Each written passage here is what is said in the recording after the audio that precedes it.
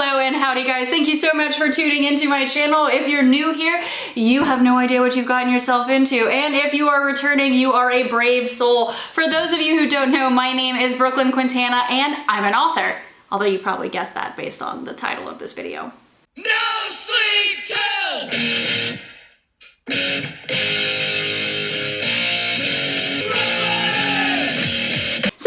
We've gotten introductions out of the way. Like I said, I'm an author, so let's go ahead and skip along to the point of this video. Today, I wanted to talk to you guys about how I prep for author interviews.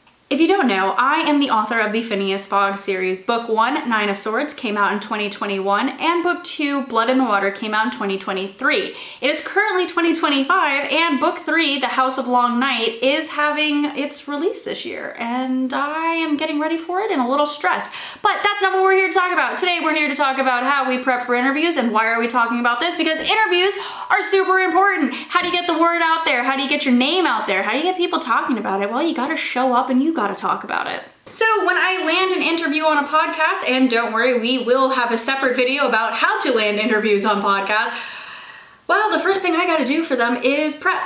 The first step of prepping for your author interview is reconnaissance. What do I mean by doing your reconnaissance? Well, when you're scoping out who to apply to podcasts with, who you want to interview you, obviously you're going to want to watch their podcasts on YouTube or listen to them on Spotify to make sure you're a good fit. If you're a bad fit, why are you even reaching out to them? That's not the point. The point is reconnaissance. Watch a few episodes. Get used to the way the host is talking to their guests, the kind of questions they're going to ask. That way you feel better prepared to answer those questions and field possible random questions, because you can kind of guess what the host is going to be asking you based on their previous interviews and based on the trajectory of those conversations. Second, and this is probably more obvious than doing your reconnaissance and homework to make sure that you're showing up on the right podcast, is you're going to want to get ready. And what do I mean by get ready? Well, obviously hair and makeup, but another thing is your wardrobe. Why is your wardrobe important, other than the fact that you don't want to show up looking schlubby to an interview that's going to be broadcast who knows where? You want to be on brand. Branding is super important, and I will probably do a completely separate interview where I talk about what I mean by on-brand clothing. But part of step 2 when you're getting ready is to make sure that what you are wearing accurately represents the business or the product or yourself, what you stand for, I usually wear black.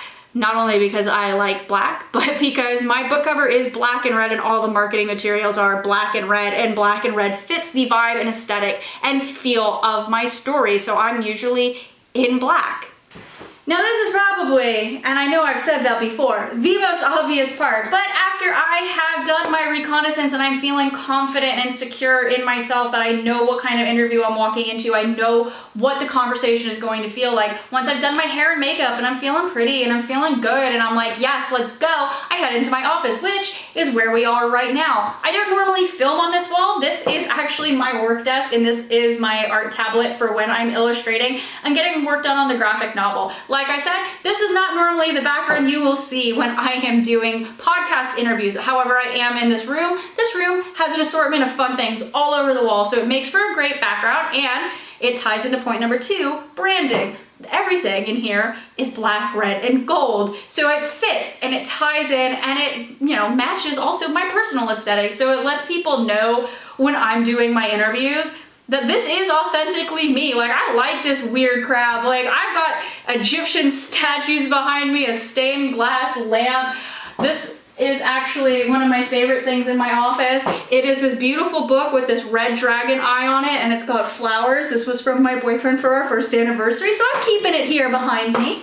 Anyway, so I may have derailed myself for a second. The point is I head into my office and I do it early so that I can reacquaint myself with being calm. I don't know if you've noticed, I've got a lot of energy. So before interviews, I have to calm down and be very cognizant of the fact that I naturally talk very fast. And when I'm on podcasts, I need to enunciate and be eloquent and slow down so people know what I am saying. Easier said than done. I have ADHD. I find it very hard to not get overly excited about my special interest, which is obviously writing. It's not only my special interest, it is my career. So I get really excited talking about it, and I just want to go on and on and on, but I have to remind myself, we are at work now, and we're going to talk and enunciate and let people actually listen to what we are saying and take pauses between our rambling answers.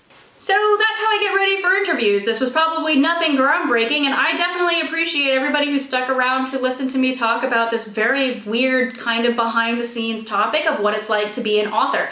Author interviews are actually one of my favorite things to do. I love doing them. If you guys are at all curious about checking out the interviews I've done before, they are all put into a list on my website, brooklynquintana.com, under, I think it's media appearances or something like that. Anyway, they're all linked there. They're all on Spotify. Some of them are on YouTube, so you can also watch them. And I would be so grateful if you guys checked them out. I put a lot of work into these things, even though I'm over here running around telling you how I kind of scramble to get ready. But really, a lot of work does go into them, a lot of prep work, getting press kits out, links, and all of that, and compiling reviews to be able to send to showrunners to prove that I am somebody they should have on their show. So if you guys want to check that out, I would be eternally grateful. And thank you again to everybody who has tuned in. I hope you guys check out my next video. If you like what I'm doing or you're curious about where this adventure is going to take all of us, including myself, I don't know where I'm going, go ahead and hit the subscribe button down below, give the video a like, and down in the comment section below, let me know, have you ever had to prepare for interviews, job interviews, podcast interviews? Who knows? How do you prepare? How do you find a way to get calm and, relaxed and zen and in the zone before you talk to somebody? I'm honestly very curious. I find it very hard to wind myself down, and the moment the camera is off, I'm back to being a little tornado of energy. So I'm curious what you guys do to, chill out, be cool, be whatever this is supposed to be. So let me know in the comment section down below, guys, and thank you so much.